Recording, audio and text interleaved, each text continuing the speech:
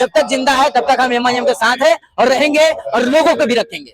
बगावत कर रहे हैं उनको देख लीजिए आज क्या हाल हुआ पड़ा है, और हमें देख लीजिए हम जैसे हंस रहे, खेल रहे, गा रहे, चल रहे एमआईएम के साथ है। तो हमने कहीं ना कहीं ना लड़के भी इंडिया गठबंधन का सपोर्ट किया है, भले से वो हमको ना अपनाए, नहीं गठबंधन में शामिल है। अगर हम 100 सीट पे लड़ते तो इंडिया गठबंधन जो है 50 सीट पे आ जाती।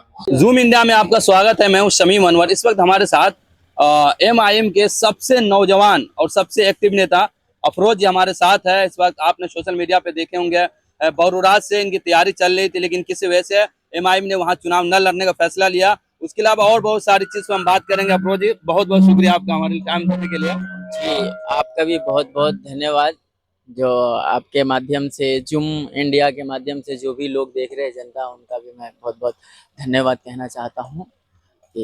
सर मैं देख रहा था सोशल मीडिया पे आपकी जो वीडियोस वगैरह थी, जो तैयारियां थी बरूरात से बहुत वायरल हो रही थी, लोग मतलब बहुत सारे लोग देख रहे थे, लेकिन अचानक फिर फैसला ये लिया गया कि वहां से पार्टी चुनाव नहीं लड़ेगी।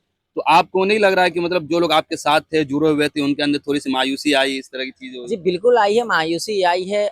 मैं मायूस नहीं हुआ हूँ, तो वो सबसे बड़ी बात है कि मैं मायूस नहीं हुआ हूँ। अब मेरा मायूस होने का कारण, अगर मैं मायूस हो जाता तो मेरा जितना भी टीम है और कार्यकर्ता है, जो लोग एमआईएम का झंडा उठाए थे, वो फिर से शायद दोबारा ना उठा पाते। तो हम मायूस नहीं हुए हैं, हम अभी भी आज भी एमआईएम के साथ है, कल भी रहेंगे और बिल्कुल रहेंगे। हमारा कार्यकर्ता जो भी थे, जो भी ओवैसी साहब के दीवाने थे, आज भी हमारे साथ है और कल भी हमारे साथ रहेंगे। तो हमने वो एक ताकत बनाया है और हम अपने विधानसभा में एक नाम बनाया है। तो वहां पर जो है कोई ऐसी बात नहीं है, उसमें भी हमारे अपने लोगों का हाथ है जो गलत मैसेज दिया कि यहाँ पर एमआईएम को ना लड़ना चाहिए क्योंकि कुछ होने वाला नहीं है। लेकिन हमने जो ग्राफ बनाया था, अगर एआईएमआई हमारे पार्टी के जो लोग हैं जो यहाँ पे लीड करते हैं, अगर सही से सर्वे कराते तो मैसेज सही जाता। कुछ चंद लोगों के मतलब कहना ये था कि यहाँ पर कुछ नहीं हो सकता है, लेकिन वो पूरा देश को दिख रहा था, पूरे बिहार को दिख रहा था कि यहाँ पर क्या हो सकता था बरूराज के अंदर। जी तो सर चूंकि आप एक युवा है, नौजवान है, एमआईएम ज्वाइन करने के पीछे क्या वजह है आपकी? देखिए, एमआईएम ज्वाइन करने के पीछे वजह जो है, हम अगर आरजेडी ज्वाइन करते हैं, कांग्रेस ज्वाइन करते हैं, अगर आप एमपी विधायक बन जाते हैं तो आपके जुबान पे जो है ताला लगा दिया जाता है। ये कहा जाता है कि जितना बोला जाए उतना ही करो, जितना हम बोलेंगे उतना ही आप बोलो।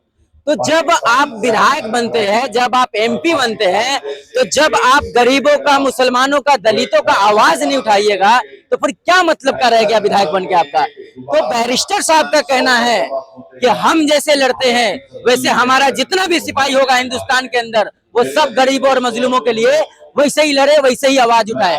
तो इस कारण से हम एमआईएम गए थे। तो इस वक्त क्या लग रहा है, जितनी सीटों पे आप लोगों ने ऐलान किया, कितनी उम्मीदें कर रहे, कितने जीत पाएंगे? देखिए, हमने तो बहुत ही कम सीट पे लड़ा है। जो हमने उम्मीद जताया था कि इतने सीट पे लड़ेंगे, तो हमने कहीं ना कहीं ना लड़के भी इंडिया गठबंधन का सपोर्ट किया है, भले से वो हमको ना अपनाए, नहीं गठबंधन में शामिल है। अगर हम 100 सीट पे लड़ते तो इंडिया गठबंधन जो है 50 सीट पे आ जाती है ना। तो वो सबको देखते हुए कि लोग हमें ये ना कहे कि हम बीजेपी का बी टीम है, नाम हमारा वैसे ही खराब है। तो इसलिए सब कुछ देखते हुए कि हम कोशिश करेंगे कि हम 22-23 में से भी 15 सीट निकाले। हमारी कोशिश पूरा वो है। हम भी जगह जगह जाकर के पूरे विधानसभा में, पूरे बिहार में शुरू से ही जाकर के मंच पे से दहाड़ रहे हैं और दहाड़ने का काम करेंगे। हमारे जो कैंडिडेट है उनको जिताने का काम करेंगे। हमको टिकट नहीं मिली हमारे विधानसभा से, अगर एमआईएम नहीं लड़ा है तो इसका मतलब ये नहीं है कि हम एमआईएम को छोड़ देंगे, नहीं, पकड़े रहेंगे। जब तक जिंदा है तब तक हम एमआईएम के साथ है और रहेंगे और लोगों को भी रखेंगे। सर जब आपकी पार्टी ने सीट का अनाउंस किया तो उसके बाद से ये आरोपने लगे कि आपने कई सारे सीट ऐसा है जिसको पैसा लेकर दिया गया, अख्तर उलिमान या फिर आदिल जी, उन पे इस तरह का आरोप लगने लगा था। ठीक है सर, हमसे नहीं मांगा गया, हमने नहीं देखा, हमारे ऊपर कोई डिमांड नहीं हुआ है। हमसे ये कहा गया कि वो विधानसभा अभी नहीं लड़ना है, वहाँ लिस्ट में नहीं है। हम चुपचाप बैठ गए। अगर हमारे तक ये बात होती, कहीं कहवाई बात सुनने में, समझने में और खुद के आंख से और जुबान से सुने हुए देखा हुआ बात को अमल करने में वो ज्यादा बेनिफिट है, वो हम समझ सकते हैं। तो हमारे सामने ये सब कुछ है ही नहीं, तो हम नहीं बोल सकते इसके ऊपर। तो आखिरी सवाल है, क्योंकि आपको वहां से टिकट नहीं दिया, क्या पार्टी के साथ जुड़े रहेंगे आप? बिल्कुल बिल्कुल, जब हम पार्टी के साथ है तभी तो आज ढाका में आए हैं। लोग बगावत भी कर जाते टिकट न मिलने। नहीं, बगावत कर रहे हैं, उनको देख लीजिए आज क्या हाल हुआ पड़ा है, और हमें देख लीजिए हम जैसे हंस रहे, खेल रहे, गा रहे, चल रहे एमआईएम के साथ है और हमारा जो लीडर है असदुद्दीन ओवैसी साहब है, अख्तरुल ईमान साहब है, आदिल हसन साहब है, वो हजारों लोग के बीच में हमारा तारीफ किए हैं कि दीवाना हो तो अफरोज जैसा हो। तो जब आप पार्टी के लिए कुछ करिएगा तभी तो आपके लिए पार्टी कुछ करेगा। आज हमने कुर्बानी दिया है तो पार्टी हमारे लिए भी कल कुछ ना कुछ बेहतर ही करेगा। जी बिल्कुल। बहुत शुक्रिया।